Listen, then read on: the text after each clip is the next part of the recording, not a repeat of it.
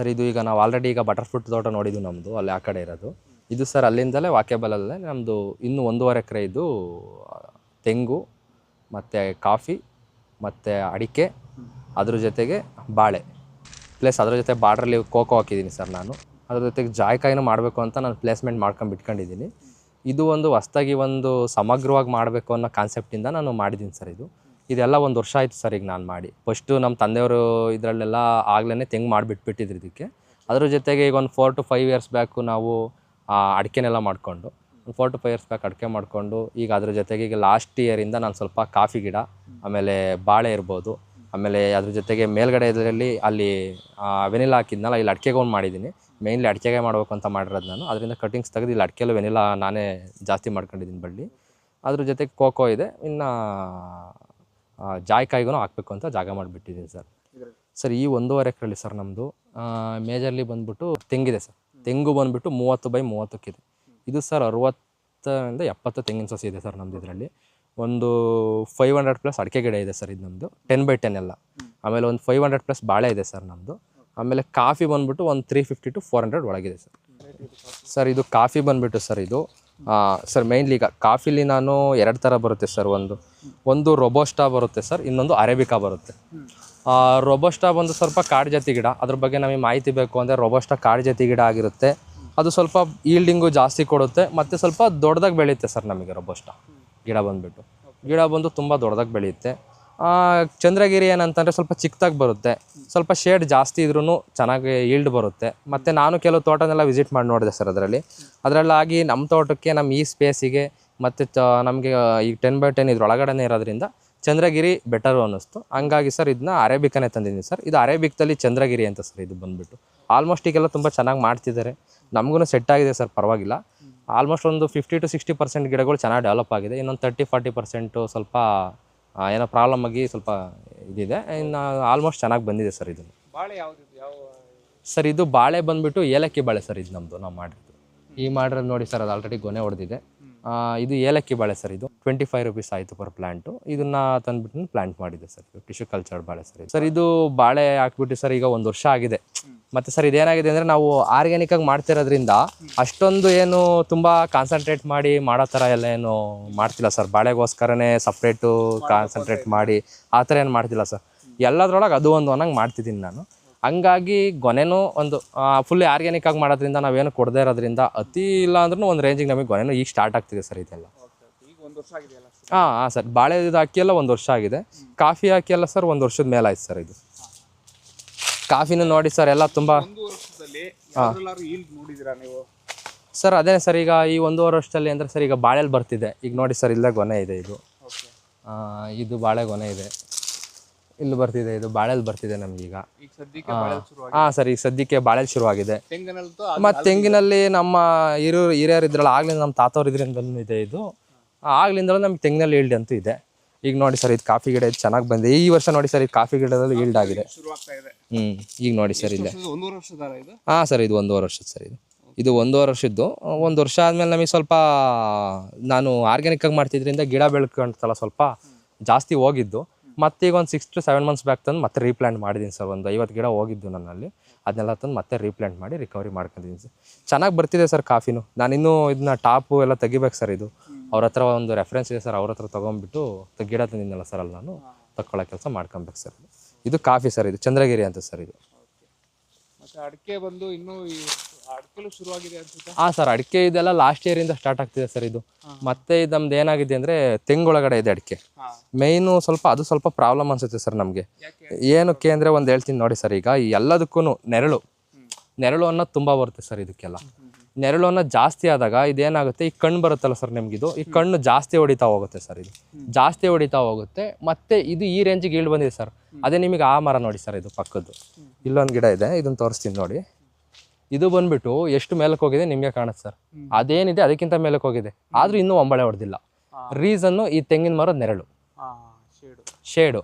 ಇದು ನಾವು ಅವಾಗ 10 by 10 ಎಲ್ಲ ಕಡೆನೂ ಮಾಡಿಬಿಟ್ಟು ನಾವೇನು ಅನ್ಸುತ್ತೆ ಅಂದರೆ, ನಾನು ತಿಳ್ಕೊಂಡಿರೋ ಪ್ರಕಾರ 1 ಲೈನ್ ಮಾಡಿದರೆ ಬೆಟರ್ ಸರ್. ನಾನು ರೈತರಿಗೆ ಯಾರಿಗವ್ರಿಗೆ ಹೊಸ್ದಾಗೆ ತೆಂಗಿನೊಳಗಡೆ ಮಾಡೋರಿಗೆ ಹೇಳ್ತೀನಿ, 1 ಲೈನು ಮಿಡಲಲ್ಲಿ ಬಿಸಿಲು ಬೀಳೋ ಥರ, ಬಿಸಿಲು ಬೀಳೋ ಕಡೆ 1 ಲೈನ್ ಮಾಡಿ ಅಂತ ಹೇಳ್ತೀನಿ ಸರ್ ನಾನು. ನಾವು ಅವಾಗ ಎಲ್ಲ ಮಾಡ್ತಿದ್ರು, ನಾವು ಆಗ ಮಾಡಿಬಿಟ್ಟು ನಮ್ಗೆ ಇನ್ನೂ ಆಗ ಅಷ್ಟು ಇದಿರಲಿಲ್ಲ. ಈಗ ಒಂದು 5 ಇಯರ್ಸ್ ಬ್ಯಾಕು ಆಗಲೇ ಮಾಡಿಬಿಟ್ಟಿದ್ದು ನಾವು ಇದನ್ನು. ಆಗಿದೆ. ಹಾಂ ಸರ್, ಹೌದು. ಹಂಗಾಗಿನೇ ಸರ್ ಇದಕ್ಕೆ ನಾನು ಏನು ಮಾಡ್ತಿದ್ದೀನಿ ಅಂದರೆ ಈಗ ಅದನ್ನು ಮಾಡಿಬಿಟ್ಟಿದ್ದೀವಿ. ಈಗ ಸಮಗ್ರವಾಗಿ ಏನಾದ್ರು ಮಾಡ್ಬೇಕು ನಾವು. ಈಗ ಯಾವ್ದಾರ ಒಂದರಲ್ಲಿ ಈಲ್ಡ್ ಕಮ್ಮಿ ಆಯಿತು ಅಂತ ಅಂದರೆ ಸರ್ ನಮಗೆ ಅಲ್ಲಿಗೇನು ಲಾಸ್ ಅಂತ ಹೇಳ್ತಿಲ್ಲ. ಈಗ ನಮಗೆ ತೆಂಗು ಒಂದು ಬೆಳೆಯಲ್ಲಿ ಬರ್ತಿತ್ತು, ಈಗ ಕಾಫಿ ತೆಂಗು, ಈಗ ಅಡಿಕೆ ತೆಂಗು 2ರಲ್ಲೂ ಬರುತ್ತೆ ನಾನು ನೆಕ್ಸ್ಟು ಹೋಯ್ತಾ ಅದೇನಂದರೆ ಸ್ವಲ್ಪ ತೆಂಗು ಫಸಲು ಕಮ್ಮಿ ಆಗುತ್ತೆ, ಅಷ್ಟೊತ್ತಿಗೆ ನಮಗೆ ಅಡಿಕೆ ಫಸಲು ಕೊಡುತ್ತೆ, ಅಲ್ಲಿಗಳಿಗೆ ನಮಗೆ ಓಕೆ ಅನ್ಸುತ್ತೆ. ಈಗ ಇಲ್ಲಿ ಒಂದು 5 ಥರದ ಬೆಳೆ ಇದೆ. ಒಂದು ವರ್ಷ ಒಂದು ಕಮ್ಮಿ ಆಗ್ಬೋದು ರೇಟ್ ಸರ್. ಈಗ ತೆಂಗಿಗೇನೆ ನಮ್ಮ ತೆಂಗು ಕಾನ್ಸ್ಟೆಂಟಾಗಿ ನಿಲ್ಲಲ್ಲ. ಈಗೆಲ್ಲ ರೇಟ್ ಇದೆ ಸರ್, ಈಗ ನಮ್ಮದೆಲ್ಲ ತೆಂಗೆಲ್ಲ ಚೆನ್ನಾಗಿ ರೇಟ್ ಇದೆ. ಈಗ ಕಾನ್ಸ್ಟೆಂಟಾಗಿ ನಿಲ್ಲಲ್ಲ, ಡೌನ್ ಆಗಿರುತ್ತೆ. ಅಂಥ ಟೈಮಲ್ಲಿ ನಮಗೆ ಬಾಳೆ ಇರ್ಬೋದು. ಬಾಳೆ ನಮಗೆ ದೈನಂದಿನ ಸರ್. ಈಗ ನೋಡಿ ಸರ್, ಅಲ್ಲೇ ಇದು ಗೊನೆ ಹೊಡಿತಿದೆ, ಇದೆಲ್ಲ ಇನ್ನೇನು ಅದು ಮುಗಿಯೋ ಹೊತ್ತಿಗೆ ಇದು ಗೊನೆಗೆ ಬರುತ್ತೆ ಸರ್.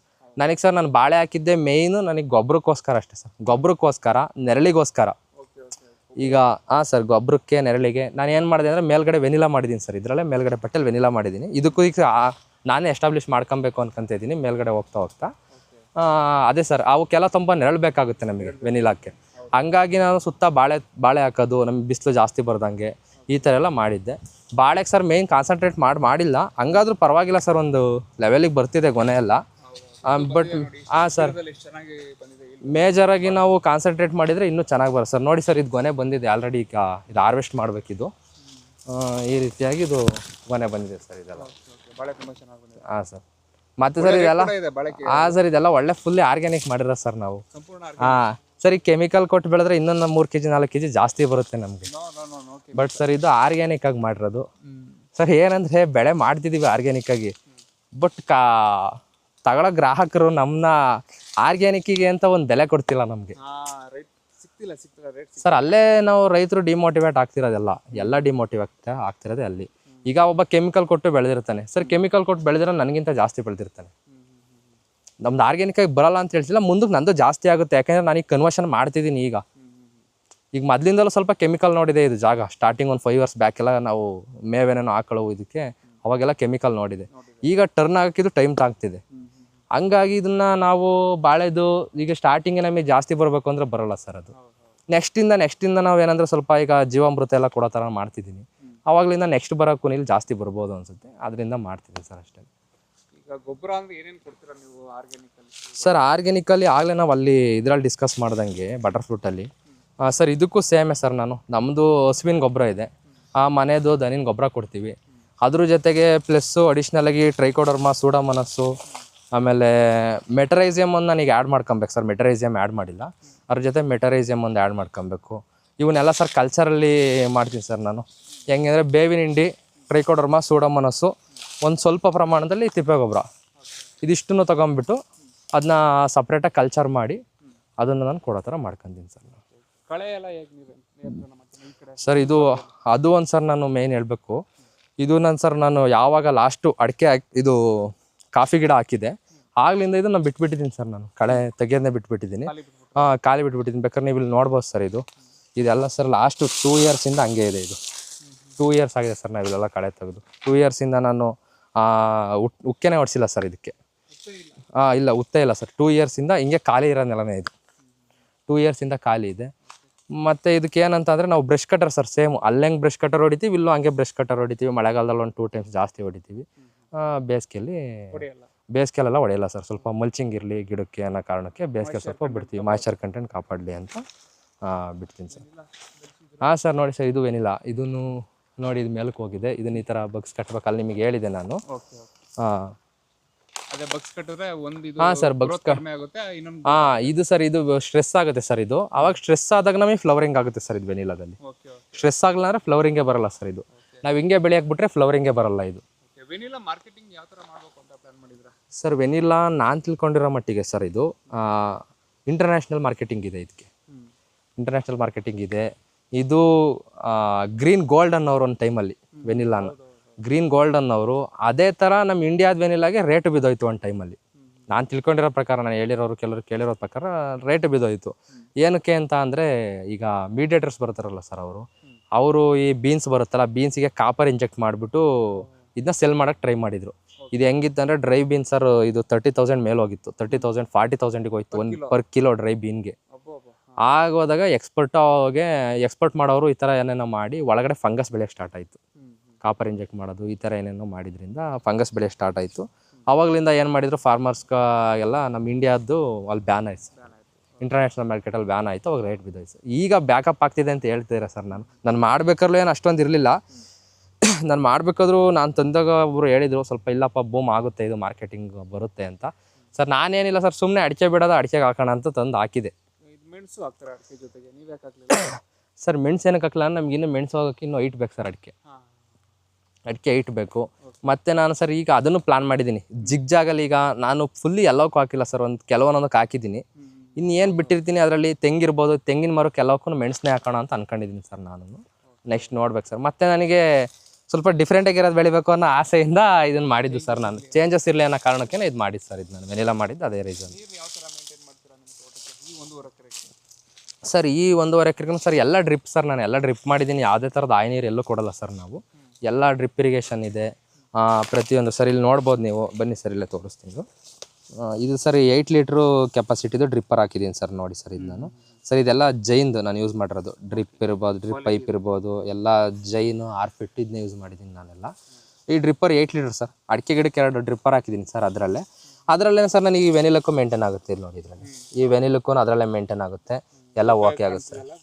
ಹಾಂ ಸರ್ ಹೌದು, ಇದು ಗೊಬ್ಬರನೇ ಸರ್. ವೆನಿಲಾದ ನಿಮ್ಗೆ ಇನ್ನೊಂದು ಹೇಳಬೇಕು ಏನಂತ ಅಂದರೆ, ವೆನಿಲಾ ಬಂದುಬಿಟ್ಟು ಇದರಲ್ಲಿ ಕೆಳಗಡೆ ಆಳವಾಗಿ ಬಗ್ದಾಕೋದು ಆ ಥರ ಎಲ್ಲ ಏನಿಲ್ಲ ಸರ್. ಇದು ವೆನಿಲಾ ಮೇಲ್ಗಡೆ ಪ್ಲ್ಯಾಂಟ್ ಮಾಡೋದಷ್ಟೇ. ಮೇಲ್ಗಡೆ 2 ಇಂಚ್ ಸರ್ ಬಗಿಬೇಕಿರೋದು. 2 ಇಂಚ್ ಓಪನ್ ಮಾಡಿಬಿಟ್ಟು ಪೂರ್ತಿ ಕಾಂಪೋಸ್ಟಲ್ಲೇ ಬರುತ್ತೆ ಸರ್. ಇದು ನಮ್ಮ ತೆಂಗಿನ ತೋಟದ ಏನು ವೇಸ್ಟ್ ಇರುತ್ತೆ, ಏನು ಕಾಂಪೋಸ್ಟ್ ಇರುತ್ತೆ ಅದರಲ್ಲೇ ಬರುತ್ತೆ. ಮತ್ತು ಆರ್ಗ್ಯಾನಿಕಲ್ಲಿ ತುಂಬ ಚೆನ್ನಾಗಿ ಬರುತ್ತೆ. ಎಕ್ಸ್ಟ್ರಾ ಗೊಬ್ಬರ ಬೇಕಾಗಿಲ್ಲ ಅದಕ್ಕೆ? ಎಕ್ಸ್ಟ್ರಾ ಗೊಬ್ಬರ ಇಲ್ಲ ಸರ್, ಇಲ್ಲ ಏನಿಲ್ಲ. ಇದು ಅಡಿಕೆಗೆ ಏನು ಕೊಡ್ತೀನಿ ಅದೇನೇ ಒಂಚೂರು ಅದಕ್ಕೇನೆ ಹಾಕಿರ್ತೀವಿ ಅಷ್ಟೇ, ಅದ್ರ ಬುಡಕ್ಕೇನೆ.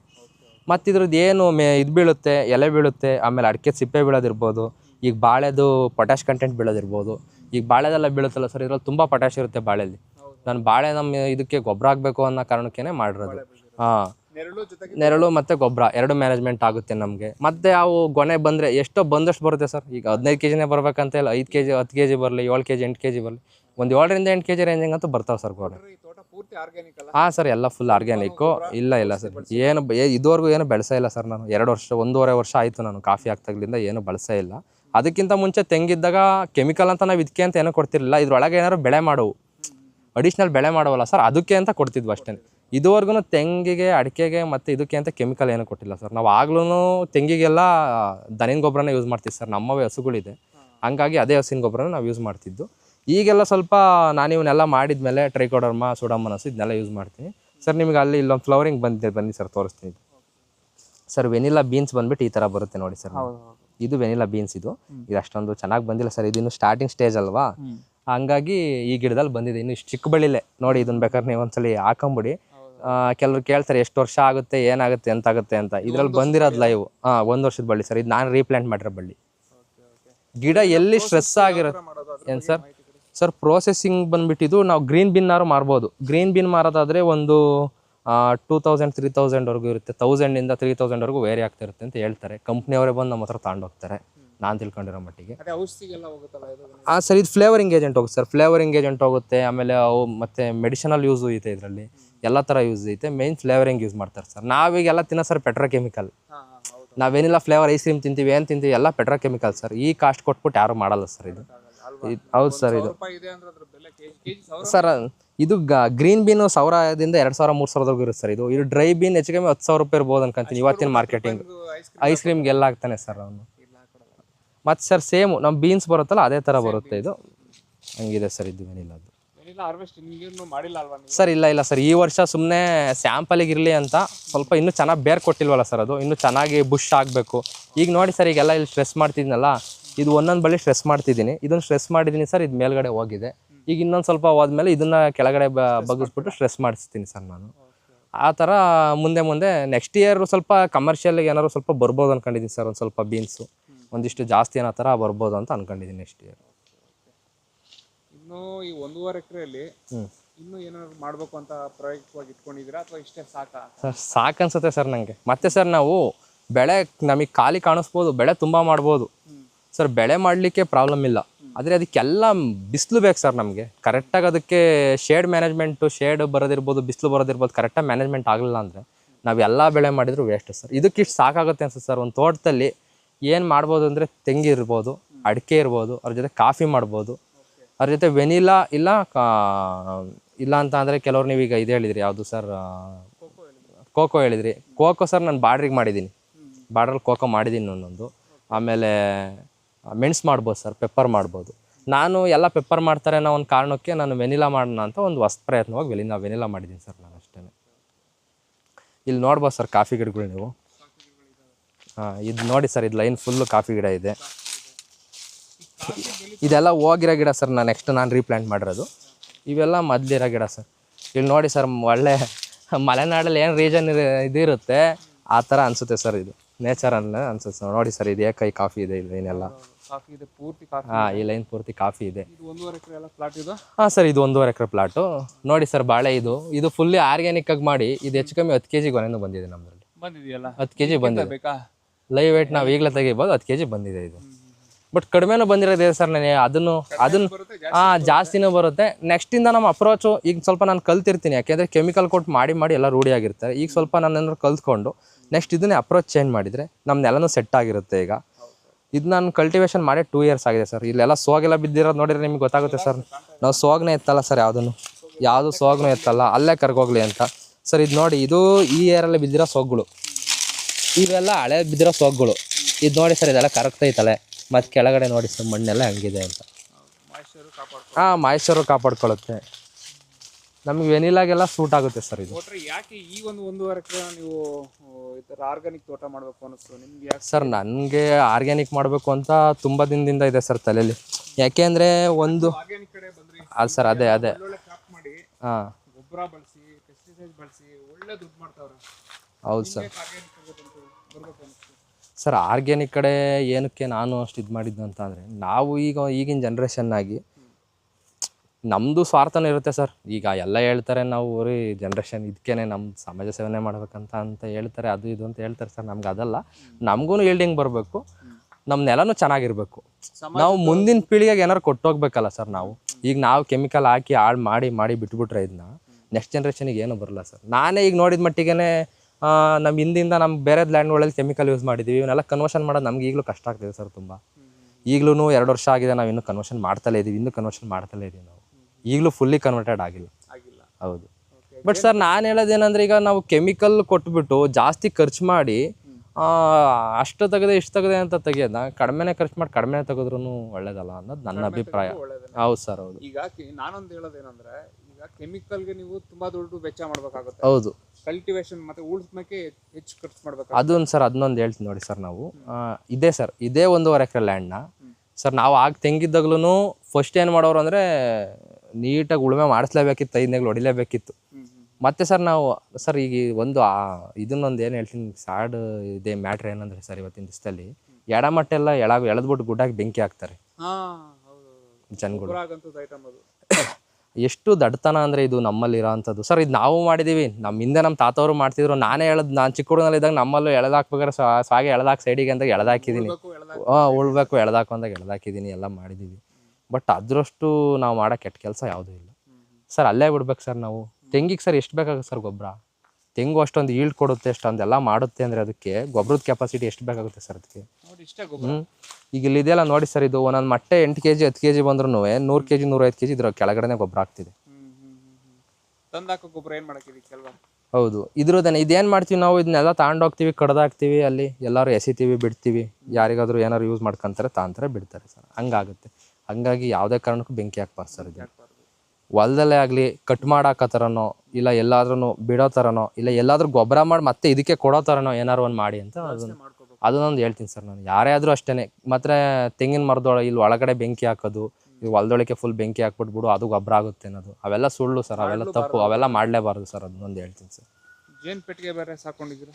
ಹಾಂ ಸರ್, ಇದು ಜೇನಿದೆ ಸರ್. ನಮ್ಮದೊಂದು 5 ಜೇನು ಪೆಟ್ಟಿಗೆ ಇದೆ ಸರ್. ಇದನ್ನು ನಾನು ಮೇಯ್ನ್ಲಿ ಯೂಸ್ ಮಾಡ್ತೀರಾ ಸರ್ ಪಾಲಿನೇಷನ್ ಪರ್ಪಸ್ ಅಂತ. ಕಮರ್ಷಿಯಲ್ ಏನು ತೊಗೊತಿಲ್ಲ ಸರ್ ನಾನು ಇದರಲ್ಲಿ. ಮನೆಗಾದರೂ 1-2 ಸಲ ಜೇನು ತುಪ್ಪ ತೆಗ್ದಿದ್ದೀವಿ ಸರ್ ನಾನು ಇದನ್ನ. ಸರ್ ಇದು ಬಂದುಬಿಟ್ಟು ನಾವು ಸಬ್ಸಿಡಿಲಿ ತಗೊಂಡಿದ್ದು ಸರ್, ತೋಟಗಾರಿಕೆ ಇಲಾಖೆಯಿಂದ ಸಬ್ಸಿಡಿ ಬರುತ್ತೆ ಸರ್ ಇದು. ಒಂದು 1000 ರೂಪಾಯಿನೇನೋ ಬೀಳುತ್ತೆ ನಮಗೆ. ಅದೇ ನಾವು ಪ್ರೈವೇಟಲ್ಲಿ ತಗೊಂತೀವಂದ್ರೆ 5000 ರೂಪಾಯಿನೇನೋ ಆಗುತ್ತೆ ಸರ್ ಬಾಕ್ಸು, ಒಂದು ಬಾಕ್ಸು. ಅಲ್ಲಿ ನಾವು ಸಬ್ಸಿಡಿಲಿ ತಗೊಂಡಿದ್ರಿಂದ ಒಂದು 1000 ರೂಪಾಯಿಗೆ ಒಂದು ಬಾಕ್ಸ್ ಕೊಟ್ಟರು ಸರ್ ನಮಗೆ. ತೋಟಗಾರಿಕೆ ಇಲಾಖೆಯಿಂದ ಸಬ್ಸಿಡಿಯಿಂದ ಒಂದು 5 ಬಾಕ್ಸ್ ತೊಗೊಂಡಿದ್ದೀವಿ ಸರ್. ಇದು ನಾವು ಮೇಯ್ನ್ಲಿ ಸರ್ ನಮ್ಮ ತೆಂಗೆಲ್ಲ ಇದೆಯಲ್ಲ ಸರ್, ನಮ್ಮ ತೆಂಗಿಗೆ ಮತ್ತು ಎಲ್ಲದಕ್ಕೂ ಪಾಲಿನೇಷನ್ ಪರ್ಪಸ್ ಯೂಸ್ ಆಗುತ್ತೆ ಅನ್ನೋ ಒಂದು ಕಾರಣಕ್ಕೆ ಮಾಡಿದ್ದೀನಿ ಸರ್ ಇದು. ಬನ್ನಿ ಸರ್ ನೋಡಿ ಸರ್, ಇದು ಭಾರಿ ಕೇರ್ಫುಲ್ಲಾಗಿ ಓಪನ್ ಮಾಡ್ಬೇಕು ಸರ್ ಜೇನು ಪೆಟ್ಟಿಗೆಗಳು. ಇದು ಸ್ವಲ್ಪ ಹುಳಗಳು ಸ್ವಲ್ಪ ಅಟ್ಯಾಕ್ ಮಾಡೋದು ಜಾಸ್ತಿ ಚಾನ್ಸಸ್ ಇರುತ್ತೆ. ನಾವು ಯಾವ ಥರ ಬೇಕು ಆ ಥರ ತೆಗೆದ್ರೆ ಈ ಥರ ಎಲ್ಲ ಮಾಡಿದರೆ ಹುಳಗಳು ಅಟ್ಯಾಕ್ ಮಾಡೋ ಚಾನ್ಸಸ್ ಜಾಸ್ತಿ ಇರುತ್ತೆ. ಇದು ಸರ್ ಇದೇನಕ್ಕೆ ಅಂದರೆ ಬಂದಿದ್ದಾರೆ ಅಲರ್ಟ್ ಆಗುತ್ತೆ ಹುಳ, ಸ್ವಲ್ಪ ಅಲ್ಲಿದ್ರೂ ಸ್ವಲ್ಪ ಅಲರ್ಟ್ ಆಗುತ್ತೆ. ಈ ಥರ ಮಾಡಲಿಕ್ಕೆ ಅಂತ ಇದು ಮಾಡ್ಬೇಕು ಸರ್ ಇದು. ಬನ್ನಿ ಸರ್ ನೋಡಿ ಸರ್ ಹಂಗೆ.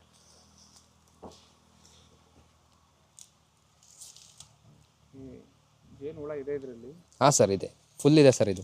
ಈಗ ಅವರು ಒಂದು ಬಾಕ್ಸ್ ಹುಳ ಸಮೇತ ಕೊಟ್ಬಿಡ್ತಾರೆ? ಹಾಂ ಸರ್, ಹುಳನೂ ಕೊಡ್ತಾರೆ ಸರ್. ಅವ್ರು ಕೆಳಗಡೆ ಇದರಲ್ಲಿರೋ ಮಾತ್ರ ಹುಳ ಕೊಟ್ಟಿರ್ತಾರೆ. ಇದು ಮೇಲ್ಗಡೆ ಕಟ್ಕೊಂಡ್ಬಿಟ್ಟು ನಮಗೆ ಅವೇ ಡೆವಲಪ್ ಆಗ್ತವೆ ಸರ್. ಒಂದು ಇರ್ಲೇ ತೋರಿಸಿ ಅದು ಹಿಂಗೆಲ್ಲ ಇದೆ ಇದು. ಸರ್ ಈಗ ನೋಡಿ ಸರ್, ನೋಡ್ಬೋದು ಸರ್. ಇದೇನಂದರೆ ಸ್ವಲ್ಪ ನಾವು ತುಂಬ ಕೇರಾಗಿ ಹ್ಯಾಂಡಲ್ ಮಾಡ್ಬೇಕು ಸರ್. ಇದು ಏನಾದರೂ ಸ್ವಲ್ಪ ಯಾವ್ದಾದ್ರು ಒಂದೇ ಒಂದು ಜೇನಿಗೆ ನಾನು ಏನಾದರೂ ಸ್ವಲ್ಪ ಟಚ್ ಮಾಡಿದೆ, ಒಂದೇ ಒಂದು ಜೇನಿಗೆ ನಾವು ಸ್ವಲ್ಪ ಎಫೆಕ್ಟ್ ಮಾಡಿದ್ವು ಅಂದ್ರೂ, ಈಗ ಇಡ್ಬೇಕಾದ್ರೆ ಯಾವುದೋ ಒಂದು ಜೇನು ಬಂತು ಹಿಂಗೆ ಅದ್ರ ಮೇಲೆ ಇಟ್ಬಿಟ್ಟೆ ಅಂದ್ರೂ ಎಲ್ಲ ಸರಿ ಅಟ್ಯಾಕ್ ಮಾಡಿಬಿಡ್ತವೆ. ತುಂಬ ಕೇರ್ಫುಲ್ಲಾಗಿ ಹ್ಯಾಂಡಲ್ ಮಾಡ್ಬೋದು ಸರ್. ಮಾಡ್ದಲ್ಲೇನಿಲ್ಲ, ಕೇರ್ಫುಲ್ಲಾಗಿ ಹ್ಯಾಂಡಲ್ ಮಾಡ್ಬೋದು ಸರ್. ಇದು ನೋಡಿ ನಿಮ್ಗೆ ಇಲ್ಲೆಲ್ಲ ಕಾಣಿಸ್ತಿದೆಯಲ್ಲ ಕೆಳಗೆ, ಇದೆಲ್ಲ ಅವುಗಳು ಇರಕ್ಕೆ ಸರ್ ಮನೆ. ಅದು ಅದರಲ್ಲೂ ತುಪ್ಪ ಇರುತ್ತೆ, ಬಟ್ ಅದ್ರಲ್ಲಿ ನಾವು ತುಪ್ಪ ತೆಗಿಬಾರ್ದು. ಈ ಮೇಲ್ಗಡೆ ಇವೇನಿದೆ ಇದ್ರೊಳಗೆ ಕಟ್ತವೆ ಸರ್ ತುಪ್ಪನ, ಅದ್ರೊಳಗೆ ಕಟ್ಟಿದಾಗ ನಾವು ತಕ್ಕೊಬೋದು ಸರ್. ಇದು ಈ ರೀತಿ ಇದೆ ಸರ್ ಇದು ಜೇನು.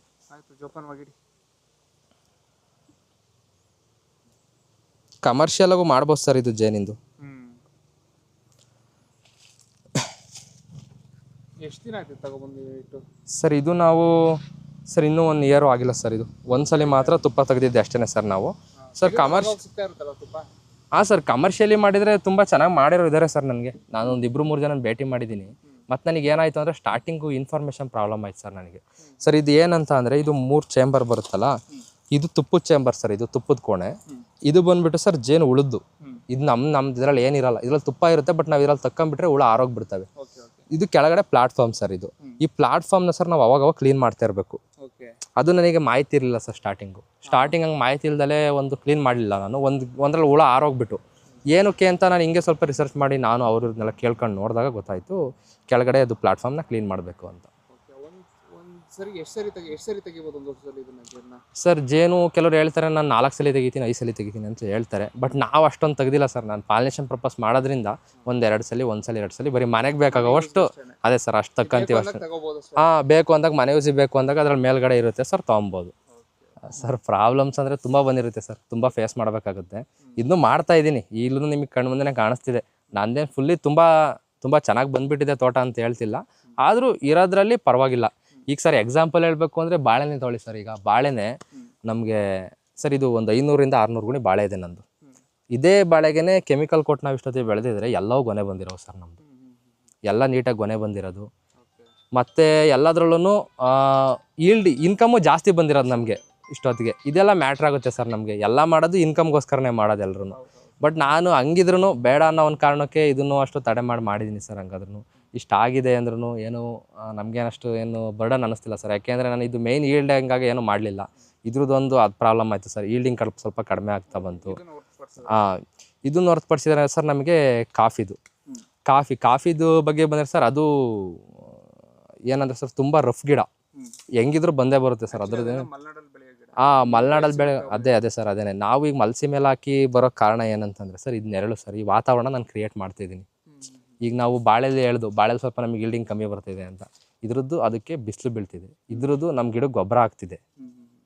ಈ ಕಾರಣಕ್ಕೋಸ್ಕರ ಸರ್ ಒಂದರಲ್ಲಿ ಬರ್ಡನ್ ಅನಿಸಿದ್ರು ಇನ್ನೊಂದರಲ್ಲಿ ಯಂತ್ರಲ್ಲರೂ ಅದು ಮೇಂಟೈನ್ ಆಗುತ್ತೆ. ಹಂಗಾಗಿ ಸರ್ ಇನ್ನೂ ಮಾಡ್ತಲೇ ಇದ್ದೀವಿ. ಮತ್ತು ಇನ್ನು ಸರ್ ಈ ಸೋಗುಗಳ್ದು ಇದೆಲ್ಲ ಸರ್ ಮೊದಲು ನಮಗೆ ಹ್ಯಾಂಡಲ್ ಮಾಡೋಕ್ಕೆ ತುಂಬ ಕಷ್ಟ ಆಯಿತು ಸರ್ ನಮಗೆ ಸ್ಟಾರ್ಟಿಂಗು. ಸರ್ ಈಗಲೂ ಕಷ್ಟನೇ ಇದೆ. ಈಗ ಸರ್ ನಾನು ತುಂಬ ಜನ ತೋಟ ನೋಡಿದೆ, ಅವರೆಲ್ಲ 10 ವರ್ಷ 15 ವರ್ಷ ಆಗಿಬಿಟ್ಟಿದೆ ಅವರು ಉಳುಮೆ ಮಾಡೋದು ಬಿಟ್ಬಿಟ್ಟು. ನಾನು ಸ್ಟಾರ್ಟಿಂಗ್ ಬಿಟ್ಟಾಗ ತುಂಬ ಗಿಡ ಬೆಳ್ಕೊಳ್ಳೋದು, ಹಿಂಗೆಲ್ಲ ಬೇಲಿ ಬೆಳ್ಕೊಳ್ಳೋದು ಇಲ್ಲೆಲ್ಲ ಆ ಥರ ಎಲ್ಲ ಆಗ್ಬಿಡ್ತು ಸ್ಟಾರ್ಟಿಂಗು. ನನಗೊಂದು ಸ್ವಲ್ಪ ದಿನದಲ್ಲಿ ಮಧ್ಯದಲ್ಲಿ ಯಾಕಾರು ಮಾಡ್ಬಿಟ್ನೋ, ಏನು ಡೆವಲಪ್ ಆಗ್ತಿದೆಯೋ ಇಲ್ವೋ, ಹಿಂಗಾಗ್ತಿದೆಯಲ್ಲ, ನಾನು ತಪ್ಪು ಮಾಡ್ಬಿಟ್ನ ಅನ್ನಿಸ್ತಿದ್ದು. ಬಟ್ ನಾನು ಕೆಲವ್ರ ಹತ್ರ ಅಪ್ರೋಚ್ ತೊಗೊಂಡಿದ್ದೆ. ಅವ್ರು ಹೇಳೋ ಪ್ರಕಾರ ಅವ್ರು ಮೊದಲೇ ಹೇಳಿದರು, ನೀನು ಹಿಂಗೆ ಮಾಡ್ತಾಯಿದ್ದೀನಿ ಬಿಡ್ತಾಯಿದ್ದೀನಿ ಅಂದರೆ ನಿಮ್ಮ ಮನೇಲಿ ಒಪ್ಪಿಸ್ಬೇಕು, ಅದು ಅದು ಫಸ್ಟು. ಆಮೇಲೆ ಜನಗಳು ಮಾತಾಡ್ತಾರೆ ಅಂತ ಅಂದರು, ಉಕ್ಕೆನ ಹೊಡೆಯಲ್ಲ ಹಂಗೆ ಬಿಟ್ಟರು ಆ ಥರ ಈ ಥರ ಅಂತ.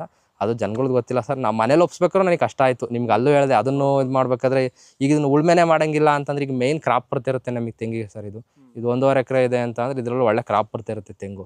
ಅದರೊಳಗಡೆ ನಾನು ಉಳ್ಮೆನೆ ಮಾಡೋದು ಬೇಡ, ಹಿಂಗೆ ಬಿಟ್ಬಿಡೋಣ ಈ ಥರ ಎಲ್ಲ ಅಂದು ಹಿಂಗೆಲ್ಲ ಮಾಡಿದರೆ ಹೆಂಗೆ ಒಪ್ಕೊಂತಾರೆ ಅನ್ನೋದು ಒಂದು ಥರದ್ದು ಪ್ರಾಬ್ಲಮ್ ಇತ್ತು ಸರ್. ಅದು ಕೊನೆಗೂ ಎಲ್ಲ ಮನೇಲಿ ಒಪ್ಕೊಂಡ್ಮೇಲೂ ಸರ್ ಈ ಥರ ಮಾಡಿದೆ. ಫಸ್ಟು ಸ್ವಲ್ಪ ಈ ಸೋಗ್ ಬೀಳೋದು, ಈ ಗಿಡದ ಮೇಲೆ ಸೋಗ್ ಬೀಳೋದು, ಇದು ಈ ಥರ ಎಲ್ಲ ತುಂಬ ಪ್ರಾಬ್ಲಮ್ ಆಗೋದು ಸರ್. ಅದು ಈಗೆಲ್ಲ ಸ್ವಲ್ಪ ನಾನೇ ಯಾವ್ಯಾವ ಥರ ಕಂಟ್ರೋಲ್ ಮಾಡ್ಕೊಬೋದು.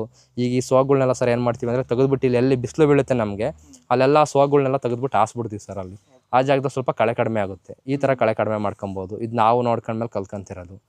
ಮತ್ತು ಒಂದೇ ತ ಬಿಡಬಾರ್ದು ಕಳೆ ಎಲ್ಲದನ್ನು, ಇದನ್ನು ಸೋಗಿರ್ಬೋದು ಏನು ಬಿದ್ದಿರೋದಿರ್ಬೋದು ಎಲ್ಲ ಕಡೆ ಸ್ಪ್ರೆಡ್ ಮಾಡಿ ನೀಟಾಗಿ ಮಲ್ಚಿಂಗ್ ಥರ ಮಾಡಿದರೆ ಅಲ್ಲೂ ಕಡಿಮೆ ಆಗುತ್ತೆ.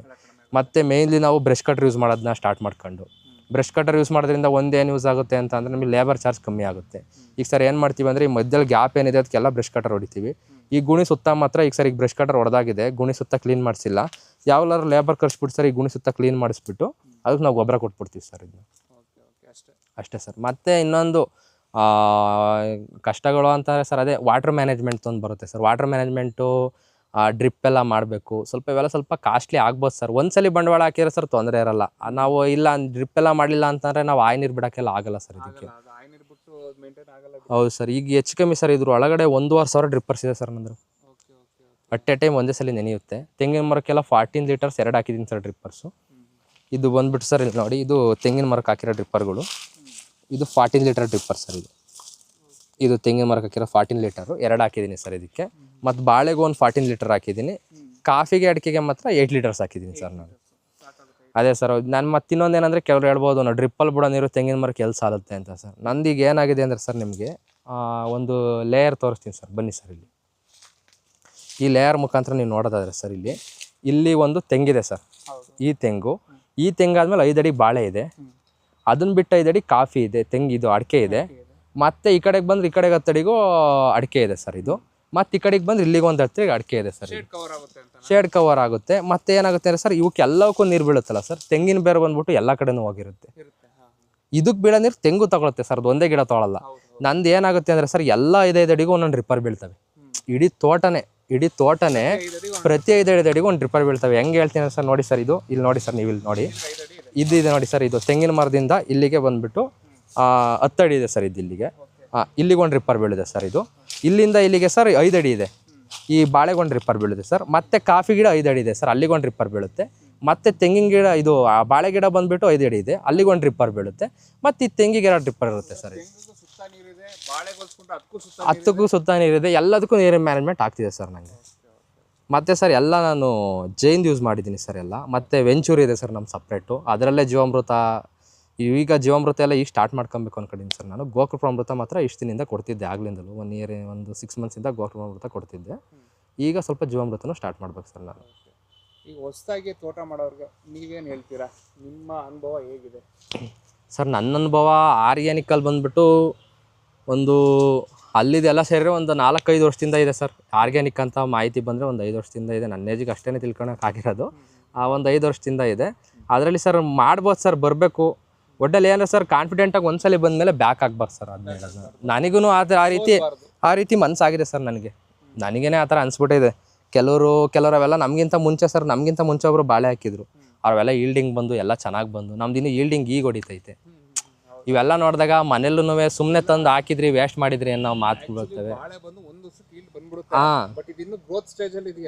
ಹೌದು, ಆ ಕಾರಣಕ್ಕೆ ಸ್ವಲ್ಪ ಸ್ಲೋ ಗ್ರೋತ್ ಅಂತ ಅನ್ಸುತ್ತೆ. ಮತ್ತು ನಾವು ಒಂದೇ ಸಲ ಕನ್ವರ್ಷನ್ ಮಾಡೋಕ್ಕಾಗಲ್ಲ ಸರ್. ಆರ್ಗ್ಯಾನಿಕ್ ಆಗಿ ಏಕಾಏಕಿ ಮಾಡೋಕ್ಕಾಗಲ್ಲ, ನಿಧಾನಕ್ಕೆ ಆಗುತ್ತೆ. ಮತ್ತು ಸರ್ ನಮ್ಮದು ಬಾಳೆ ಸರ್ ಕೆಲವೊಂದೊಂದು ಚಿಕ್ಕ ಇದೆ. ಏನಕ್ಕಿದೆ ಅಂದರೆ ಸರ್ ನಮಗೆ ಇನ್ನೊಂದು ಡಿಮೆರಿಟ್ಸಲ್ಲಿ ನಮಗೆ ಸ್ವಲ್ಪ ನಾವು ಫೆನ್ಸಿಂಗ್ ಅಷ್ಟು ಮಾಡಿಲ್ಲ ಸರ್. ಸುತ್ತ ಫೆನ್ಸಿಂಗ್ ಮಾಡಿಲ್ಲ, ಮಾಮೂಲಿ ತಂತಿನೇ ಇದು ಮಾಡ್ಕೊಂಡಿದ್ವಿ ಅಷ್ಟೇ. ನಮಗೆ ಸ್ವಲ್ಪ ಇಲ್ಲಿ ಹಂದಿಗಳು ಕಾಟ ಇದೆ ಸರ್. ನಮಗೆ ಕಾಡಂದಿಗಳು ಕಾಟ ಇದೆ. ಅವೇನು ಮಾಡವು ಅಂದರೆ ಚಿಕ್ಕ ಗಿಡದಲ್ಲಿ ಈ ಬಾಳೆನೆಲ್ಲ ಕಿತ್ತು ಬಿಟ್ಟೋಗ್ಬಿಟ್ಟಿದ್ದು ಸರ್. ಯಾವ ಚಿಕ್ಕವಿದೆ ಇವನ್ನೆಲ್ಲ ಹಿಂಗೆ ಒಂದು 10 ಬಂದ್ಬಿಟ್ಟು ಒಂದು ದಿವಸ ಒಂದು ಲೈನ್ ಪೂರ್ತಿ ಕಿತ್ಬಿಟ್ಟು ಹೋಗ್ಬಿಟ್ಟಿದ್ದು ಸರ್ ಇವನ್ನ. ಮಳೆ ಒಯ್ದಾಗ ಬಂದು ಕಿತ್ಬಿಟ್ಟು ಹೋಗಿದ್ದು ಅವನ್ನೆಲ್ಲ ಮತ್ತೆ ನಾವು ಊರಿದ್ದು. ಬಟ್ ಅವೆಲ್ಲ ಅಷ್ಟು ಚೆನ್ನಾಗಿ ಗ್ರೋತ್ ಆಗಲಿಲ್ಲ. ಈಗೀಗ ಸ್ವಲ್ಪ ಗ್ರೋತ್ ಆಗ್ತಿದ್ದಾವೆ ಅವೆಲ್ಲ. ಸೆಕೆಂಡ್ ಟೈಮ್ ಹಾಕಿರೋದು ಇದೆ. ಮತ್ತೆ ಅವು ಕಿತ್ತಾಕ್ ಹೋಗಿದ್ವಲ್ಲ, ಬಾಳೆ ಹೆಂಗಿದ್ರು ಅದು ಕಣ್ಣಿಂದ ಅಲ್ವ ಸರ್ ಬರೋದು, ಕಿತ್ತೋಗಿದ್ದು ಹಂಗೆ ಉಣ್ಬಿಟ್ಟಿದ್ದು. ಅವನ್ 3 ತಿಂಗಳು ಗ್ರೋತೆ ಕಾಣಲಿಲ್ಲ ನಮಗೆ. ಆ ಥರನೂ ಪ್ರಾಬ್ಲಮ್ ಆಗಿದೆ ಸರ್ ತುಂಬ. ಇಲ್ಲಿ ಏನಾಗಿದೆ ಅಂದರೆ ಕರೆಕ್ಟಾಗಿ ಅವು ಈ ಮಿಡಲಿ ಬಂದಿಲ್ಲ, ಈ ದಡ ಆ ದಡ ಆ ದಡದಲ್ಲೇ ಕಿದಾಕ್ ಹೋಗವೆ. ಆ ರೀತಿಯಾಗಿ ಅದು ಸ್ವಲ್ಪ ಡೆವಲಪ್ಮೆಂಟ್ ಕಡಿಮೆ ಆಗಿದೆ. ಅದೇ ಸರ್ ಅಂಥವನ್ನೆಲ್ಲ ಮ್ಯಾನೇಜ್ಮೆಂಟ್ ಮಾಡ್ಕೊಬೇಕು ಸರ್ ನಾವು. ಮತ್ತೆ ಸರ್ ಈಗ ಏನು ಹೇಳ್ತಾರೆ, ಇಷ್ಟೊಂದೆಲ್ಲ ಕಸ ಬಿದ್ದಿರುತ್ತೆ, ಇಲ್ಲಿ ಹುಳಗಳು ಬರ್ಬೋದು, ಅವು ಇವು ಇರ್ತವೆ, ಮತ್ತು ಲೇಬರ್ಗಳು ಕೆಲಸ ಮಾಡೋಕ್ಕೆ ಬರೋಕ್ಕೆ ಹೆದರ್ತಾರೆ ಸರ್. ಅದು ನಾವು ಈಗ ತೊಂದರೆಗಳು ಇದ್ರಲ್ಲಿ ಹಿಂಗೆಲ್ಲ ಬೆಳೆಸ್ಕೊಂಡಿದ್ರೆ ಲೇಬರ್ಗಳು ಕೆಲಸ ಮಾಡೋಕ್ಕೆ ಬರೋಕ್ಕೆ ತೊಂದರೆ ಮಾಡ್ತಾರೆ ಸರ್. ಈಗ ನಾವೇ ನಿಂತಿದ್ದೀವಿ, ಎಷ್ಟು ಸೊಳ್ಳೆಗಳು ಬಂದು ಅಂತ ಅಂದರೆ, ತುಂಬ ಸೊಳ್ಳೆಗಳು ಬಂದರು, ಅವ್ರು ಬೆಳಗಿಂದ ಸಂಜೆವರೆಗೆ ಕೆಲಸ ಮಾಡಬೇಕು. ಹಂಗಾಗಿ ಸರ್ ನಾವು ಅವೆಲ್ಲ ಸ್ವಲ್ಪ ಕಷ್ಟ ಆಗುತ್ತೆ. ತುಂಬ ಸಮಸ್ಯೆ ಇರುತ್ತೆ ಸರ್. ಅದೆಲ್ಲ ಎಲ್ಲದನ್ನು ನಿಮಗೆ ಇದ್ರಲ್ಲಿ ಹೇಳೋಕ್ಕಾಗಲ್ಲ. ಹೌದು ಎಲ್ಲ ಫೇಸ್ ಮಾಡೋಕ್ಕೆ ರೆಡಿ ಅಂಥವ್ರು ಮಾತ್ರ ಬರಬೇಕು. ಮತ್ತು ಸ್ವಲ್ಪ ಎಕ್ಸ್ಪೀರಿಯೆನ್ಸ್ ಇಲ್ದವರು ಮಾಡಬಾರ್ದು ಅಂತ ಹೇಳಲ್ಲ, ತಿಳ್ಕೊಂಡು ಮಾಡಲಿ. ಈಗ ಗೊತ್ತಿರೋರು ಬಿಡಪ್ಪ ನಾನು 25 ವರ್ಷದಿಂದ ಅಗ್ರಿಕಲ್ಚರ್ ಮಾಡ್ತಲೇ ಇದ್ದೀನಿ, ನಾನು ಮನೆ ಹತ್ರಲೇ ಮಾಡ್ತಿದ್ದೀನಿ ಅಂಥವರೆಲ್ಲ ಮೇನ್ ಅಳವಡಿಸ್ಕೊಳ್ಳೇಬೇಕು ಸರ್. ನಾನು ಹೇಳೋದು ಮಾಡಿ ಸರ್. ಎಲ್ಲ ಅದು ಮೇನ್ ಸರ್ ಇಂಪಾರ್ಟೆಂಟ್ ಆಗುತ್ತೆ. ನಾನು ನಿಮ್ಗೆ ಅಲ್ಲೂ ಹೇಳಿದೆ, ಯಾವುದಾದ್ರೂ ಒಂದು 5ರಿಂದ 6 ಥರ ಒಬ್ರದ ಮೇಲೆ ನಾವು ಡಿಪೆಂಡ್ ಆಗಬಾರ್ದು. ಈಗ ನಾನೊಂದು ಮಾಹಿತಿ ಹೇಳ್ತೀನಿ, ನಾನೊಂದು ತಪ್ಪು ಹೇಳಿರ್ಬೋದು, ಸುಳ್ಳು ಹೇಳೋದು ಬಿಡೋದು ಅವ್ರಿಗೆ ಬಿಟ್ಟಿದ್ದು. ನಾನೊಂದು ತಪ್ಪು ಹೇಳಿರ್ಬೋದು, ನನಗೆ ತಿಳಿದಿರೋದು ಹೇಳಿರ್ಬೋದು, ಇನ್ನೊಬ್ರು ಒಂದು ಮಾಹಿತಿ ಕೊಡ್ತಾರೆ ನಿಮಗೆ. ಇಬ್ಬರನ್ನ ಟ್ಯಾಲಿ ಮಾಡಿ ನೋಡಬೇಕು, ನಿಮ್ಗೆ ಯಾವ್ದು ಓಕೆ ಅನ್ಸುತ್ತೋ ಅದಕ್ಕೆ ಇಳಿಬೇಕು. ಡಿಸಿಷನ್ ಮಾತ್ರ ನಮ್ಮದೇ ಆಗಿರಬೇಕು, ಬೇರೆಯವ್ರ ಮೇಲೆ ಡಿಪೆಂಡ್ ಆಗಬಾರ್ದು ಸರ್. ಇದರಲ್ಲಿ ಈಗ ನಾನು ಮಾಡಿರೋದನ್ನ ನೀವು ಯಾರಿಗಾರು ಒಂದು 10 ಜನಕ್ಕೆ ತೋರಿಸಿದ್ರೆ ಅವ್ರಿಗೊಂದು ಮೋಟಿವೇಶನ್ ಆಗ್ಬೋದು. ಈಗ ಬಿಡಪ್ಪ ಹಿಂಗಲ್ಲ, ಹಿಂಗೆ ಮಾಡ್ಬೋದು, ಆರ್ಗ್ಯಾನಿಕ್ಕಾಗೂ ಮಾಡ್ಬೋದು ಅಂತ. ಬಟ್ ನಾನು ಆರ್ಗ್ಯಾನಿಕ್ಕಾಗಿ ಮಾಡೋರಿಗೆ ಒಂದು ಕೊನೆಗೆ ಏನಂತ ಹೇಳೋದಂದ್ರೆ ಸರ್, ನಮಗೆ ಆಗಲೇ ಸಿಗಲ್ಲ, ಏನೇ ಬಂದರೂ ಆಗಲೇ ಸಿಗಲ್ಲ. 3 ವರ್ಷ 4 ವರ್ಷ 5 ವರ್ಷ ಕಾಯಲೇಬೇಕು ಸರ್. ನಂದೂ ಕಾಯ ಪೇಷನ್ಸ್ ಇರಬೇಕು. ನಮ್ಮದು ಬಟರ್ ಫ್ರೂಟ್ ಬರ್ತಿರೋದು ಈಗ 5ನೇ ವರ್ಷ. 4 ವರ್ಷದಿಂದ ಸ್ಟಾರ್ಟ್ ಆಗಿರ್ಬೋದು, ಈಗ 5ನೇ ವರ್ಷಕ್ಕೆ ಸ್ವಲ್ಪ ಕಮರ್ಷಿಯಲ್ ಈಲ್ಡ್ ಅಂತ ನೋಡ್ತಿದ್ದೀನಿ ನಾನು. ಹಂಗಾಗಿ ಸ್ವಲ್ಪ ಕಾಯ ಪೇಷನ್ಸ್ ಇರಬೇಕು. ಅದರೊಳಗಡೆ ಚಿಕ್ಕ ಪುಟ್ಟ ಬೆಳೆ ಮಾಡ್ಬೋದು ಸರ್. ಈಗೆಲ್ಲ ಫೈಲೇರು ಇವೆಲ್ಲ ತೋರಿಸ್ತಾರೆ, ಅವನ್ನೆಲ್ಲ ಮಾಡ್ಕೊಬೋದು ಸರ್. ಈಗ ಬಾಳೆ ಮಾಡ್ಕೊಳ್ಳೋದಿರ್ಬೋದು, ಬಾಳೆ ಮಾಡ್ಕೊಂಡ್ರೆ ನಮಗೆ ಮಧ್ಯದಲ್ಲಿ ಖರ್ಚಿಗೆ ದುಡ್ಡು ಆಗ್ತಿರುತ್ತೆ. ಮತ್ತೆ ಸ್ವಲ್ಪ ಈ ಸಲ ಸ್ಪ್ರಿಂಕ್ಲರಿಂಗ್ ಮಾಡೋಣ ಅಂತ ಅನ್ಕೊಂಡಿದ್ದೀನಿ ಸರ್ ನಾನು. ಲಾಸ್ಟ್ ಟೈಮ್ ಈಗೆಲ್ಲ ಮಳೆಗಾಲದಲ್ಲಿ ನಮಗೇನು ತೊಂದರೆ ಆಗಲ್ಲ ಸರ್. ನಿಮಗೆ ಆಗಲೇ ಒಂದು ಮಾತಾಡಿದೆ ನಾನು, ಯಾವುದೇ ಸರಿ ಗೆದ್ದಿಡಿಬಾರ್ದು ಅಂತ. ನಮ್ದು ಇಲ್ಲಿ ಸ್ವಲ್ಪ ಆ ಥರ ಪ್ರಾಬ್ಲಮ್ ಆಗ್ತಿದೆ ಈಗ. ಯಾಕೆ ಅಂದರೆ ನಾವು ಡ್ರಿಪ್ಪಲ್ಲಿ ಕೊಡ್ಬೇಕಾದ್ರೆ ನೀರು ಎಲ್ಲದಕ್ಕೂ ಹೋಗಲ್ಲ, ಅಲ್ಲೇ ಮಾತ್ರ ಬೀಳ್ತಿದೆ. ಮತ್ತು ನಮ್ದು ಎಲ್ಲ ಕಡೆನೂ ಬೆಳೆ ಕವರ್ ಆಗಿಬಿಟ್ಟಿದೆ. ಈಗ ಡ್ರಿಪ್ ನೀರು ನನಗಿಂತ ಜೆಟ್ಟಲ್ಲಿ ಕೊಟ್ಟರೆ ನಮಗೆ ಓಕೆ ಅನಿಸುತ್ತೆ. ಹಂಗಾಗಿ ಸರ್ ನಾನೀಗ ಜೆಟ್ ಮಾಡೋಣ ಅಂತ ಅನ್ಕೊಂಡಿದ್ದೆ ಸರ್. ಇದು ಬಂದುಬಿಟ್ಟು ನಮ್ಮದು ಬೋರ್ವೆಲ್ ಸರ್. ಇದು ಸರ್ ಇದು ಒಂದು 700 ಅಡಿ ಕೊರೆಸಿದ್ದೀವಿ ಸರ್ ನಾವು. ಇದು ಬೋರ್ವೆಲ್ ಇದು ನಮಗೆ ಮಳೆ ಇಲ್ದಾಗೆಲ್ಲ ಕೈ ಹಿಡಿದಿದ್ದು ಬೋರ್ವೆಲ್ ಸರ್. ಇದು ನಮ್ಮ ಕಡೆ ಎಲ್ಲ ಟೈಮು ಮಳೆ ಇರಲ್ಲ ಸರ್ ನಮಗೆ. ನೀವು ಆಗಲೇ ಒಂದು ಇದು ಕೇಳಿದ್ರಿ, ಏನೆಲ್ಲ ಪ್ರಾಬ್ಲಮ್ಸ್ ಫೇಸ್ ಮಾಡಿದ್ರಿ ಅಂತ. ಸರ್ ಈಗ ಒಂದು 4 to 5 years ಬ್ಯಾಕು ನಮಗೆ ಮಳೆನೇ ಇರಲಿಲ್ಲ, ತುಂಬ ಸ್ವಲ್ಪ ಬರಗಾಲ ಟೈಪ್ ಆಗಿತ್ತು ಸರ್. ಆ ಟೈಮಲ್ಲಿ 12 ಬೋರ್ವೆಲ್ ಕೊರೆಸಿದ್ದೀವಿ ಸರ್ ನಾವು. 12 ಬೋರ್ವೆಲ್ ಕೊರೆಸಿದ್ದೀವಿ ಸ್ಟಾರ್ಟಿಂಗಿಂದ ಅಪ್ ಟು ಅಲ್ಲಿಂದ ಈಚೆಗೆ. ಅದಕ್ಕಿಂತ ಮುಂಚೆ ಇದ್ದಿದ್ದೇ ನಮ್ದು ಒಂದೇ ಬೋರ್ವೆಲ್ ಸರ್. ಇದೇ ತೋಟದಲ್ಲಿ ಕೆಳಗಡೆ ನಾವು ನೋಡಿದ್ವಲ್ಲ, ಅಲ್ಲಿ ಒಂದು ಬೋರ್ವೆಲ್ ಇತ್ತು ಅಷ್ಟೇ. ಇದು ಒಂದೇ ಬೋರ್ವೆಲ್ 5ರಿಂದ 6 ಎಕರೆ ಮೇಂಟೈನ್ ಆಗ್ತಿದೆ ಸರ್ ನಮಗೀಗ, ಡ್ರಿಪ್ ಮಾಡಿರೋ ಹೊತ್ತಿಗೆ. ಹಂಗಾಗಿ ಆಗ ಸರ್ ತುಂಬ ಪ್ರಾಬ್ಲಮ್ ಆಗಿಬಿಡ್ತು ನಮಗೆ. ನಮ್ದೆಲ್ಲ ತೆಂಗಿಗೆ ಇದ್ದಿದ್ದು ಸರ್. ಆಗೆಲ್ಲ ನಾವು ತೆಂಗು ಉಳಿಸ್ಕೊಳ್ಳೇಬೇಕಿತ್ತು, ವಿಧಿ ಇಲ್ಲ, ಕೊರೆಸ್ಲೇಬೇಕಿತ್ತು ಸರ್. ಹಂಗಾಗಿ ಈ ಬರಗಾಲದ ಟೈಮಲ್ಲೇ 7ರಿಂದ 8 ಬಾವಿ ಕೊರೆಸಿದ್ವಿ ಸರ್ ನಾವು. ಅದೆಲ್ಲ ಸರ್ ಅವೆಲ್ಲ ರೈತರಿಗೆ ತುಂಬ ಬರ್ಡನು ಸರ್. ಅದು ಒಂದೊಂದು ಬೋರ್ವೆಲ್ ಕೊರೆಸ್ತೀನಿ ಅಂದರೆ ಇವಾಗೆಲ್ಲ 1.5-2 ಲಕ್ಷ ದುಡ್ಡು ಬೇಕು ಸರ್. ಈಗ ಅಷ್ಟಿಲ್ದಲೇ ಆಗಲ್ಲ ಸರ್. ಇದು ವೆಂಚುರಿ ಬಂದುಬಿಟ್ಟು ಸರ್, ಇದು ಜೈನ್ದು ಸರ್. ಇದು ನೋಡಿ, ಇದು ಸ್ಯಾಂಡ್ ಸಪ್ರೇಟರ್ ಅಂತ ಬರುತ್ತೆ ಸರ್. ಇದು ಬಂದುಬಿಟ್ಟು ಸ್ಯಾಂಡ್ ಸಪ್ರೇಟರು. ಇಲ್ಲಿ ಫಸ್ಟು ವಾಟ್ರ್ ಇಲ್ಲಿಂದ ಇಂಟೇಕ್ ಇಲ್ಲಿ ಬರುತ್ತೆ ಸರ್. ಇದು ವಾಟ್ರು ಇದರಲ್ಲಿ ಸ್ಯಾಂಡ್ ಪಾರ್ಟಿಕಲ್ಸ್ ಎಲ್ಲ ಸಪ್ರೇಟ್ ಆಗುತ್ತೆ ಸರ್. ಸಪ್ರೇಟಾಗಿ ಇಲ್ಲಿ ಸ್ಟೋರ್ ಆಗುತ್ತೆ. ಇಲ್ಲಿ ಒಂದು ರಿಲೀಫ್ ವಾಲ್ ಇದೆ ಸರ್. ಈ ರಿಲೀಫ್ ವಾಲಲ್ಲಿ ಬಿಟ್ಟರೆ ಸಾಕು ಸರ್. ಏನು ಒಂದು ಇಲ್ಲಿ ಸ್ಯಾಂಡ್ ಇದೆ, ಸ್ಯಾಂಡ್ ಏನಿರುತ್ತೆ ಅದೆಲ್ಲ ಫ್ರೆಶ್ ಆಗುತ್ತೆ ಸರ್. ಇದು ಬಂದುಬಿಟ್ಟು ಸರ್, ಇದು ಜೈನ್ ಕಂಪ್ನಿ ಅವ್ರದ್ದು. ಇದು ಸರ್ ನಮ್ಮ ನೀರಿಂದು ಇಂಟೇಕ್ ಪರ್ ಅವರ್ ಎಷ್ಟಿರುತ್ತೆ ಅದ್ರ ಮೇಲೆ ಸೈಜ್ ನಾವು ಚೇಂಜ್ ಮಾಡ್ಕೊಬೋದು ಸರ್. ಇದು ಮತ್ತು ಇದೂ ಸರ್, ಇದು ಬಂದುಬಿಟ್ಟು ವೆಂಚೂರಿಗೆ ಅಂತ ಮಾಡಿರೋದು ಸರ್ ನಾವಿದು ಸರ್. ಇದು ಹೌದು ಸರ್. ಇಲ್ಲಿ ನೋಡಿ ಸರ್, ಅದೇ ಸರ್, ಅದು ಟ್ಯಾಂಕ್ ಇದೆ ನೋಡಿ ಸರ್. ಅದು ಸರ್, ಇದಕ್ಕೆ ಗೋಕೃಪಾಮೃತ ಮಾಡ್ತಿದ್ವಿ ಸರ್. ಇದರಿಂದ ಈ ಡ್ರಮ್ಮಿ ಬಿಟ್ಟರೆ ನಾವು ಈ ವೆಂಚೂರಿದು ಎಳ್ಕೊಳ್ಳುತ್ತೆ ಸರ್. ಇದು ವೆಂಚೂರಿ ಎಳ್ಕೊಳ್ಳುತ್ತೆ ಸರ್. ಮತ್ತೆ ಹೌದು ಸರ್, ಎಲ್ಲ ಕಡೆ ನಾವು ಡ್ರಿಪ್ ಮಾಡಿರೋದ್ರಿಂದ ಎಲ್ಲೂ ಕಟ್ಕೊಳ್ಳಲ್ಲ. ಮತ್ತು ಇದರಿಂದ ಬಂದುಬಿಟ್ಟು ಈ ವೆಂಚೂರಿ ಬಂದುಬಿಟ್ಟು ಸರ್ 6 ಫೀಟ್ದು ಸರ್. ಇದು ಮೊದಲು ನಾರ್ಮಲ್ ಲೋಕಲ್ ವೆಂಚುರಿ ಹಾಕಿದ್ದೀವಿ ಸರ್. ಕೆಲವರಲ್ಲಿ ಅದೇ ಪ್ರಾಬ್ಲಮ್ ಹೇಳ್ತಾರೆ, ನಮ್ಮ ವೆಂಚುರಿ ಹಾಕಿದ್ದೀವಿ ಎಳಿತಿಲ್ಲ ಅಂತ ಸರ್. ಒಳ್ಳೆ ಬ್ರ್ಯಾಂಡೆಡ್ ಕಂಪ್ನಿದು ಯೂಸ್ ಮಾಡಿದ್ರೆ ಎಳೆಯುತ್ತೆ ಸರ್. ಅದು ನಾವು ಸಬ್ಸಿಡಿ ಕೊಡೋ ತಂದು ಹಾಕಿದರೆ ಅದು ಎಳೆಯಲ್ಲ ಸರ್. ಅದು 1 ತಿಂಗಳು 2 ತಿಂಗಳು ಬರುತ್ತೆ, ಆಮೇಲೆ ಹೋಗುತ್ತೆ. ಈ ಗೇಟ್ ವಾಲ್ ಅಷ್ಟೇ ಸರ್, ಒಳ್ಳೆ ಗೇಜ್ ಇರೋ ಗೇಟ್ ವಾಲ್ ಹಾಕ್ಕೊಂಡು ಇದು ವೆಂಚುರಿನ ಒಳ್ಳೇದು ಹಾಕಿದರೆ ಇದರಿಂದ ಸ್ಯಾಂಡ್ ಸಪ್ರೇಟ್ ಆಗುತ್ತೆ ಸರ್. ಇದು ನೆಕ್ಸ್ಟ್ ಇಲ್ಲಿ ನಮಗೆ ಮೆಡಿಷನ್ ಬರುತ್ತೆ ಸರ್. ಇದು ಔಷಧಿ ಏನು ಫಿಲ್ಟರ್ ಆಗಿರುತ್ತೆ ಅದು ಬರುತ್ತೆ. ಅಲ್ಲಿಂದ ಸ್ಕ್ರೀನ್ ಫಿಲ್ಟ್ರಿಂಗ್ ಇದೆ ಸರ್ ನಮ್ಮದು. ಅದು ಬಂದುಬಿಟ್ಟು ಸ್ಕ್ರೀನ್ ಫಿಲ್ಟರು. ಅದರಿಂದ ಸ್ಕ್ರೀನ್ ಫಿಲ್ಟರ್ ಆಗುತ್ತೆ. ಫಿಲ್ಟರ್ ಆಗಿದ್ದ ವಾಟರ್ ಬಂದುಬಿಟ್ಟು ಕೆಳಗಿಂದ ಮೇನ್ ಲೈನಿಗೆ ಹೋಗುತ್ತೆ, ಸಪ್ಲೈಗೆ ಹೋಗುತ್ತೆ ಸರ್. ಇದು ನಾನು ಸರ್ ಇಷ್ಟು ದಿನ ಗೋಕೃಪಾಮೃತ ಮಾಡ್ತಿದ್ದೆ. ಈಗ ಸರ್ ಜೀವಾಮೃತ ಮಾಡಬೇಕು ಅಂತ ಅಂದ್ಕೊಂಡಿದ್ದೀನಿ. ಇನ್ನು ಸ್ವಲ್ಪ ಟ್ಯಾಂಕ್ ಹೈಟ್ ಮಾಡ್ಕೊಂಡು ಮಾಡಿ ಜೀವಾಮೃತ ಮಾಡೋಕ್ಕೆ ಟ್ರೈ ಮಾಡ್ತೀನಿ ಸರ್. ಅದೇ ಸರ್ ಒಂದರಿಂದ ಒಂದು ಕಲಿತಾ ಹೋಗ್ತಿದ್ದೀನಿ. ನಾನೀಗ ಹೊಸ್ದಾಗಿ ಮಾಡ್ತಿರೋದ್ರಿಂದ ಒಂದರಿಂದ ಒಂದು ಕಲಿತಾ ಹೋಗ್ತಿದ್ದೀನಿ. ಹಂಗಾಗಿ ಮಾಡ್ಬೇಕು ಸರ್. ಮತ್ತೆ ನೋಡಿ ಸರ್, ಇದು ನಮ್ಮದು ಹೊಲದ ಬಾರ್ಡ್ರ್ ಬರುತ್ತೆ ಸರ್. ನಿಮಗೆಲ್ಲ ಫೈನಲಿ ತೋರಿಸ್ಬೇಕಂದ್ರೆ ಈ ಬಾರ್ಡ್ರಿಗೆಲ್ಲ ಬಾಳೆ ಮಾಡಿದ್ದೀನಿ ನಾನು. ಬಾರ್ಡ್ರ್ ಸರ್ ನೋಡಿ ಸರ್, ಇದು ಹಿಂಗೂ ಬಾಳೆ ಇದೆ, ಮತ್ತು ಈ ಬಾರ್ಡ್ರ್ ಇದೆ. ಈ ಬಾರ್ಡ್ರ್ ಫುಲ್ ದಡದವರೆಗೂ ಹಿಂಗೂ ಬಾಳೆ ಇದೆ ಸರ್. ಏನಕ್ಕೆ ಅಂದರೆ ಇದು ಬಿಸಿಲು ತಡೆಗಟ್ಟಬೇಕು ಅಂತ ಮಾಡಿದ್ರೆ ಸರ್ ನಾನು ಈ ಬಾಳೆನ.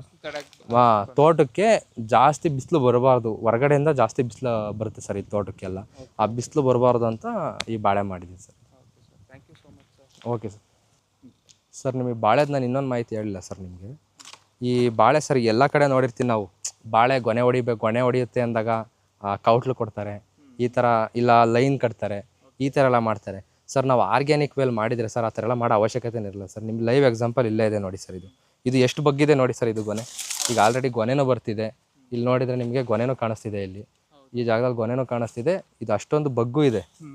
ಹಂಗಾದ್ರೂ ಸರ್ ಇದು ಮುರ್ಕೊಂಡಿಲ್ಲ ಸರ್. ಇಷ್ಟು ಗಾಳಿ ಇದ್ರು ಏನೇ ಇದ್ರು ಇದು ಮುರ್ಕೊಂಡಿಲ್ಲ ಸರ್. ನಾವು ಯಾವ್ದಾದ್ರು ನೋಡಿ ಸರ್ ಇದರಲ್ಲಿ ನಮ್ಮ ಇಡೀ ಸರ್ ಎಲ್ಲೂ ಸಪೋರ್ಟ್ ಕೊಟ್ಟಿಲ್ಲ. ಎಲ್ಲೂ ಗೊನೆ ಬಂದಾಗ ಮುರ್ಕೊಂಬೀಳಲ್ಲ ಸರ್. ಇದು ಆರ್ಗ್ಯಾನಿಕಲ್ ಮಾಡಿದಾಗ ಇದು ಒಂದು ಬೆನಿಫಿಟ್ ಇರುತ್ತೆ ಸರ್. ಇದು ಅಷ್ಟು ಈಸಿಯಾಗಿ ಗಾಳಿಗೆಲ್ಲ ಬೀಳೋದು ಈ ಥರ ಆಗಲ್ಲ ಸರ್. ನಂದು ಇಷ್ಟು ಗಿಡದಲ್ಲಾಗಿ ಎರಡು ಗಿಡ ಬಿದ್ದಿದೆ ಸರ್ ಅಷ್ಟೇ. ಆ ಥರ ಆಗಿ ಪೂರ್ತಿ ಬೀಳೋದೇ ಇಲ್ಲ ಅಂತ ಹೇಳಲ್ಲ, ಅದು ಫುಲ್ಲು ಕಂಟ್ರೋಲ್ ಆಗುತ್ತೆ ಅದು ಆರ್ಗ್ಯಾನಿಕ್ಕಾಗಿ ಮಾಡಿದರೆ. ಅದು ಒಂದು ಇದರಲ್ಲಿ ಬೆನಿಫಿಟ್ ಸರ್. ಇದು ನಮ್ಮದು ಅಲ್ಲಿ ನೋಡ್ದಂಗೆ ತೋಟಗಾರಿಕೆ ಜೊತೆ ಹಸುನೂ ಸಾಕಿದ್ದೀವಿ ಸರ್ ನಾವು.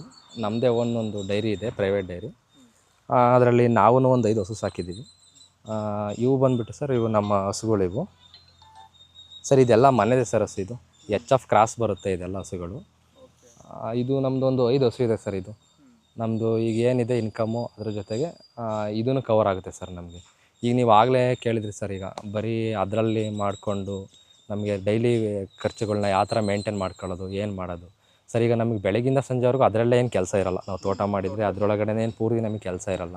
ಫ್ರೀ ಟೈಮಲ್ಲಿ ಹಸುಗಳು ಸಾಕೋದಿರ್ಬೋದು, ಕುರಿಗಳು ಸಾಕೋದಿರ್ಬೋದು. ದೊಡ್ಡದಾಗಿ ಮಾಡಿ ಅಂತ ಹೇಳಲ್ಲ ಸರ್.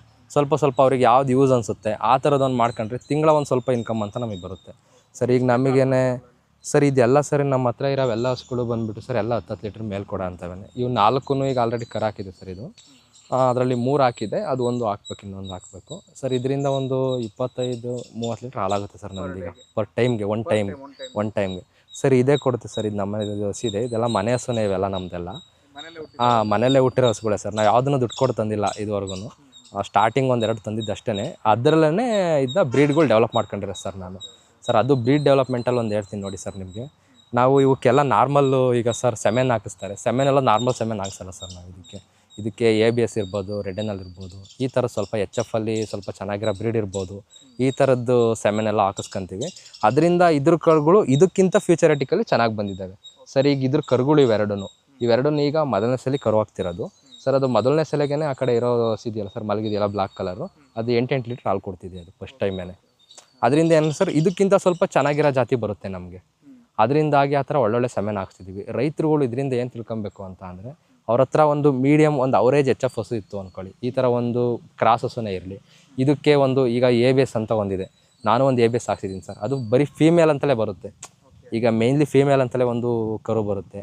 ಆ ಫೀಮೇಲ್ನೇ ಹಾಕ್ಸೋದ್ರಿಂದ ಅದು ಹೆಣ್ಗರುನೇ ಹುಟ್ಟುತ್ತೆ. ಅದು ಗಂಡು ಕರು ಹುಟ್ಟೋಕ್ಕೆ ಇದಾಗಲ್ಲ, ಓರಿ ಕರು ಹುಟ್ಟಲ್ಲ, ಹೆಣ್ಗರುನೇ ಹುಟ್ಟುತ್ತೆ. ಇತ್ತೀಚೆಗೆಲ್ಲ ಡೆವಲಪ್ ಆಗಿದೆ ಸರ್. ಕೆಲವು ಕಡೆ ಎಲ್ಲ ಸಿಗುತ್ತೆ. ಈಗ ಸೆಮೆನ್ನು ನಾವೆಲ್ಲ ಗೌರ್ಮೆಂಟ್ ಇದ್ರಲ್ಲಿ ಹಾಕ್ಸ್ತಾ ಇರ್ತೀವಿ, ಅಲ್ಲಿ ಸಿಗಲ್ಲ ಸರ್ ಗೌರ್ಮೆಂಟ್ ಇದರಲ್ಲಿ. ಪ್ರೈವೇಟಲ್ಲಿ ಕೆಲವರೆಲ್ಲ ಪ್ರೈವೇಟಲ್ಲಿ ಸೆಮೆನ್ ಹಾಕೋರು ಇರ್ತಾರೆ.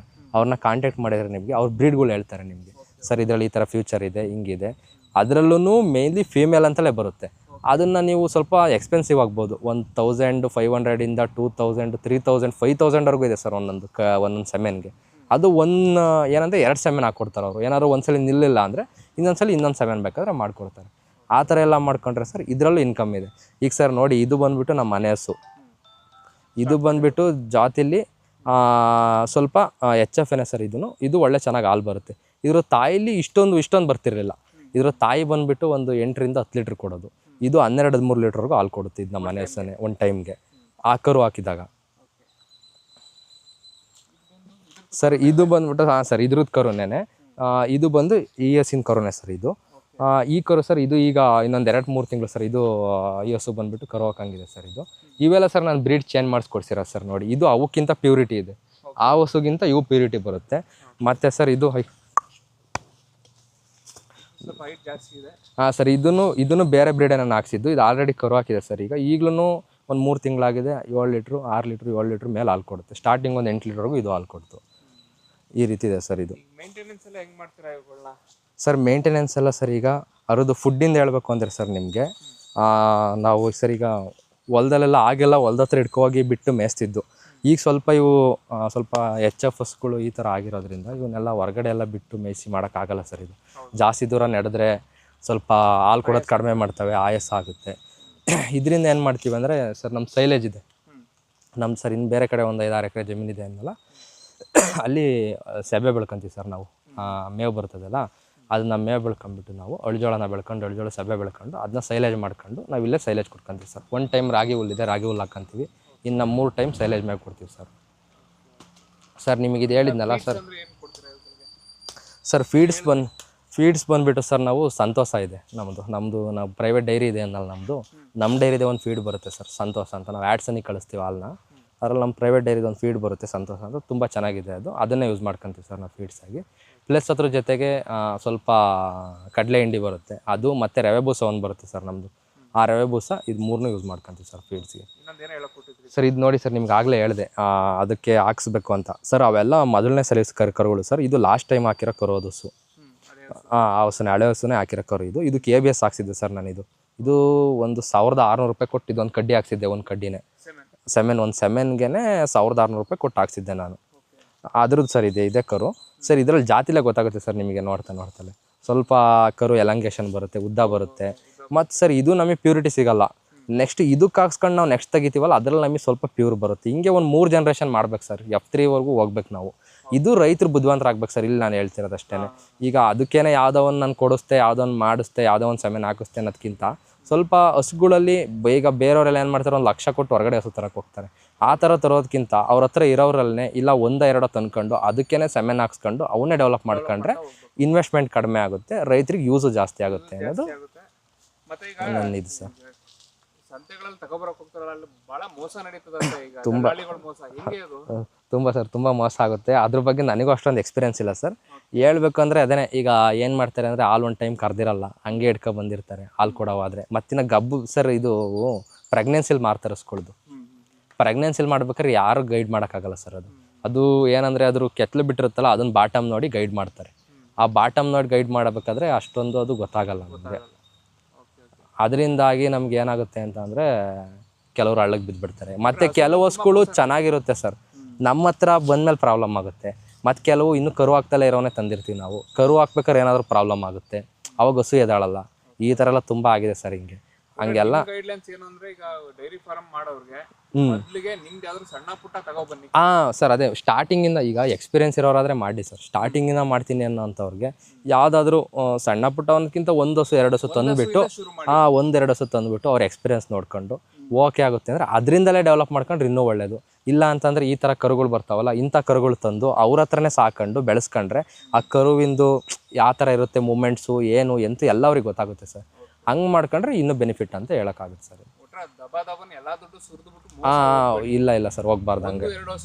1-2 ಹಸು ತಂದುಬಿಟ್ಟು ಎಕ್ಸ್ಪೀರಿಯನ್ಸ್ ಮಾಡ್ಕೊಂಡು ತಾಳಿ, ಇಲ್ಲ 1-2 ಹಸು ತಂದಿರೋರು ಅವರಲ್ಲೇ ಡೆವಲಪ್ ಮಾಡ್ಕೊಳ್ಳಿ.